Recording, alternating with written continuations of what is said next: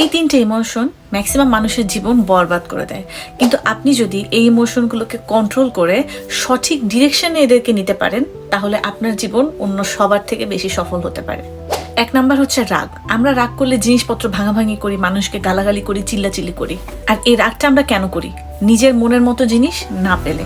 কিন্তু এই রাগটাকে যদি আমরা কন্ট্রোল করে জেরে পরিণত করি, তাহলে কিন্তু আমরা আমাদের জীবন চেঞ্জ করতে পারি। আর 2 নাম্বার হচ্ছে ভয়, যেটা আমরা ছোটবেলা ভূতকে ভয় পাই, বড় হলে বসকে ভয় পাই, মা বাবাকে ভয় পাই।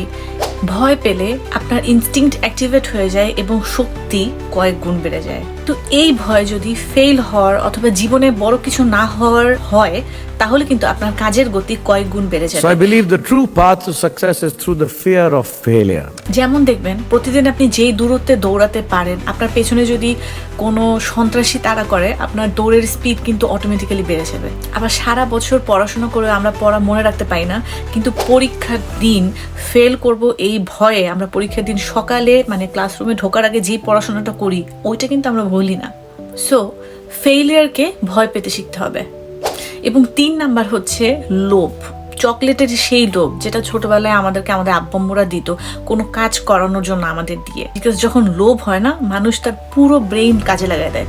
এই লোভটাকে যদি আপনি গ্রোথে কনভার্ট করেন, তাহলে কিন্তু আপনার জন্য বেটার। দেখেন, আমাদের জীবনের যে ইমোশনগুলো আমাদেরকে কন্ট্রোল করে না, এগুলো আমরা জন্ম থেকেই নিয়ে আসি। এগুলো ন্যাচারাল বা প্রকৃতিগতভাবেই আল্লাহ পাক আমাদের দিয়ে থাকেন। যে জিনিসগুলো ন্যাচারালি আপনার মধ্যে ইনপুট করা থাকে, সেগুলো কখনো আপনার খারাপের জন্য হয় না। এই জিনিসগুলোকে, ইমোশনগুলোকে সঠিক জায়গায় সঠিক উপায়ে কাজে লাগানো যায়।